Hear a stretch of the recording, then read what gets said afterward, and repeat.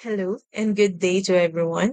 I'm interior designer Miki Lishu, a professional interior designer and instructor from the Pontifical and Royal University of Santo Tomas, Manila, Philippines. I'm here today to share my presentation on enhancing classroom engagement through interactive play instruction in a hybrid learning environment.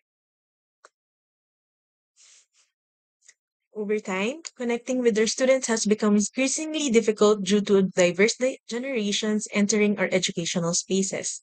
As part of the digital native cohort, their attention is primarily on their devices, online platforms, and social media, leading to shorter attention spans and frequent distractions. Learning methods or modes have presented a notable challenge as well. Since the beginning of the pandemic, the shift of entirely online learning at the start of the pandemic to the current hybrid learning approach necessitates adaptations. The adjustment phase impacts not only schools and administrators, but also the students. It's crucial to recognize that students have been socially isolated from their peers since the pandemic began. Often, they rely on the technologies of their smartphones as substitutes. As educators, our responsibilities is not only narrow the gap academically, but also to address social barriers and facilitate among students.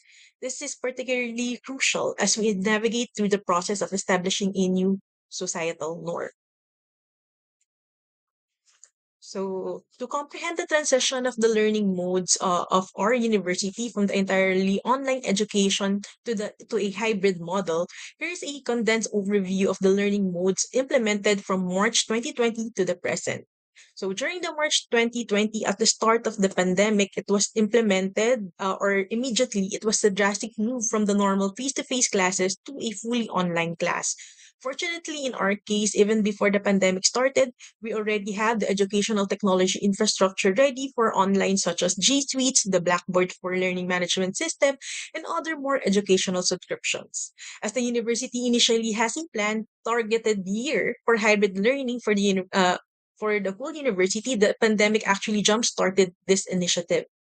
In 2021, Enriched Virtual Mode, or EVM as we call it, was placed. It included the rules and guidelines for fully online learning experience to still maintain the educational quality of the university. By 2022, alongside with the gradual easing of the health protocol, the university proposed limited face-to-face arrangement to have an opportunity for an on-site classes, most especially for courses that requires motor and skill competencies. And recently, from 2023 to the present, started the actual transition to the hybrid learning mode.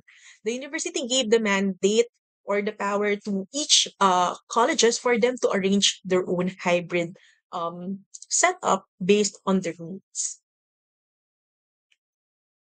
So as for where I come from the Department of Interior Design under the University of Santo Tomas College of Fine Arts and Design, our program chair had divided our courses into two categories: the professional courses and the lecture or general educational courses. The difference is that for the professional courses, we need to meet the students 2 times a week, 5 to 8 hours per week. Unlike the lecture or general education courses, the class meetings are just once a week, in total of 3 hours per week there. So that is the difference for the two. So that is the reason that it was divided into that category. For this academic year, the first term was the last part of the transition period, meaning the mandate was from the university-wide administrator, while the second term is the actual hybrid learning mode. The mandate is under the college themselves. Details as follows. So as we see here, we have a professional course tally, and for the other side or for the other column is the lecture and general education courses. During the first term, we have the same arrangement both for both professional and the lecture general educational courses, which was alternate week on-site and on-site. For example, first week of May online, the second week, the next week would be on-site. Now for the second term, we have a different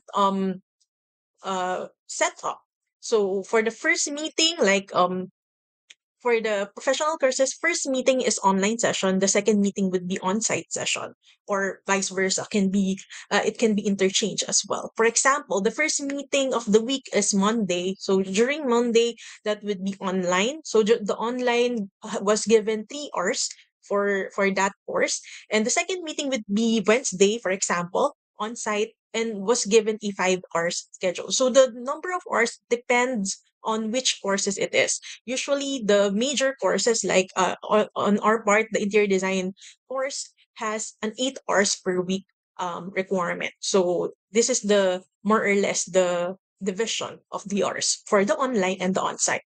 Unlike the lecture or general education course, for the second term, class meetings are mostly on-site except for the designated weeks for online. For example, for this term, we have designated week of online on week 5 and week 10. So that was the arrangement more or less for the hybrid learning setup in our department.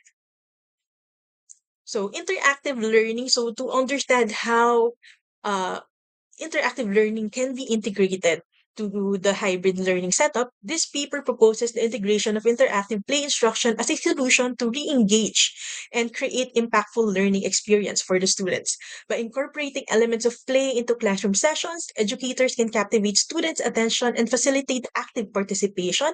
Interactive play provides a safe space for students to express themselves, make mistakes, and engage with course materials in a meaningful way. It can be tool to connect with your students and with the students with one another, creating meaningful engagement. So here we have a sample of a class agenda. So when I was planning my classes, I typically begin with outlining class agenda. This helps me determine the best setup and align uh, it with the interactive activity that I'm preparing. Here are two options incorporating interactive activities in your class. So we have one option, or for the sample one, pre-session activities or post-session activities. Actually, there if you have more time, you can actually do pre-session and post-session activity at the same time. But more or less with a shorter period or shorter hour of classes, this can be a model for it. The table shows a very generic class agenda that can be easily adjusted based on your class needs. So in the next slide, I will be showing some samples of each type of sessions activity for reference. So first, we'll do a pre-session activity. For the pre-session activity, it can be a form of an icebreaker game or a review of the previous discussed module before you go on to the next modules to discuss, so that you would know if they have mastery of the previous module. So first here, we have the icebreaker or getting to know activity. So I start the term with this activity as to get to know more about my students and for the students to have initial interaction with their peers. Initially, I decided this activity for online activity last 2020. The students were able to interact online through the app G Slide. So you just need to share the editable link of the file so they can enter the file itself. You are able to see them edit the presentation live in real time, after which we discuss what they have posted on the presentation. Then, with the recent changes of the learning mode to hybrid, we got the opportunity to see face to face. The students were given two sticky notes, one for hope and one for fear, and then a sheet of manila paper where they will be posting the sticky notes after which when they gather all the sticky notes, each group would have to have a representative to share the all the postings that was there on the manila paper. Sharing some details about them and some of their vulnerabilities had helped them open up a bit and be more relaxed in the class. Here are some photo documentation of the activity on site. So the activity was done by my first year, second year, and fourth year classes. As I've mentioned, it is like an overall batch. So it shows that this activity can be used in any year level. Next is a review type of activity using Kahoot. So Kahoot has been my go-to review tool for my classes. It engages my students and can evaluate the learnings of the students based on content. So I typically use this for my classes that is fully lecture classes so that I would know if they have any problems with the previous module that I would need to repeat or re-review with them. Recently, Kahoot also have gotten a good research finding that shows the effectiveness of Kahoot game with students learning and improvement in actual grade mark. The report finding can be downloaded from the Kahoot website themselves. Next is another review, but using G Slide. again with G Slide, but now an integration of something familiar to the student. So um I created a straightforward presentation resembling a snake and ladder game, a format familiar to the students. This game is simple to set up, highly interactive, and enhances the learning experience by making it enjoyable. Next is the post-session activities. It is an activity or game that is aligned with the current discussed topic for further understanding and scaffolding of the module. For example, my interior design one subject wherein we mostly have our lecture or the getting the ground or um the foundation of what is interior design during this course. So it is mostly have a heavy on lecture for this course. So it was hard for us at first to really teach this course online because it's really hands on. They really need to work with their tools and to also draft more. So in this activity, the students were given a plan that they would need to resize to its proper scale. This activity came about during the online learning mode as well as the lack of face-to-face classes during that time. It was hard for us to instructor to teach the students how to use the scale and also initially how to create floor plan in its details. So that's why I created this interactive G slide wherein they just edit away there in that application and having all those features there that can easily navigate it. And also, when we have it during this year that we had the hybrid setup, I easily converted the activity from online to a more worksheet type that they can do on site. Another one is, again, this is somewhat a simulation activity similar to the other one.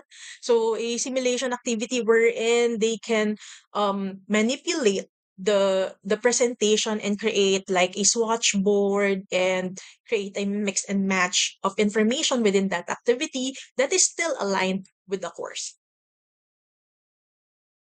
Another activity that I got inspiration from the previous AMPS pedagogical conference that I got, the term empathy, the empathy activity.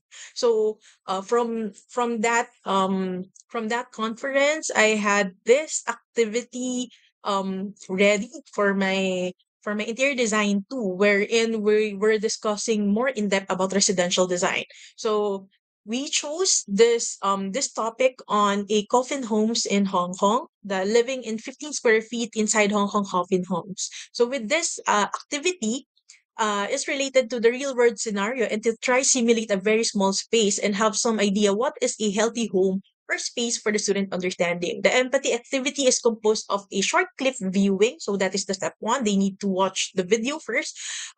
Initially, I have given this during their online session. I gave them the link for them to watch that.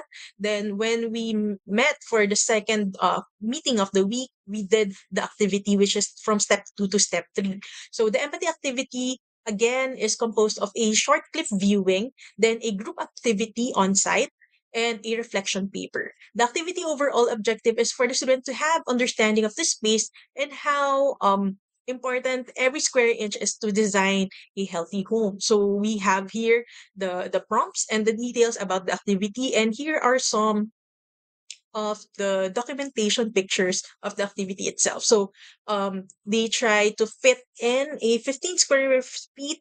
They placed a like a manila paper or using a masking tape.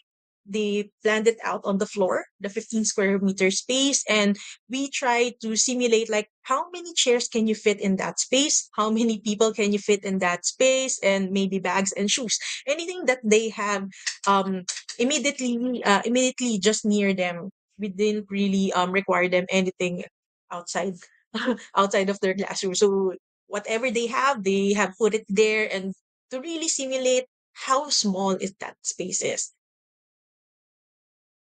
Next is the zine activity. This is actually my very recent activity that I have been including in my class. So this is for my history class, history Philippine Arts last. So this activity aims to have engagement with course material or the book or the textbook that we are using.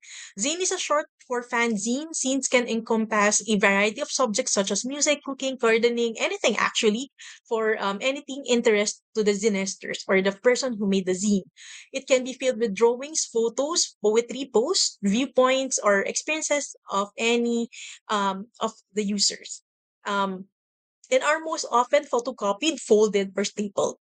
I got interested with this format as it is much easier to prepare and less paper needed than normal worksheet because worksheet we would require more than one sheet, right? So this one is just a one sheet of paper back to back can be used. It become a reviewer of sort for the students as they can keep it with them as well and easy to store.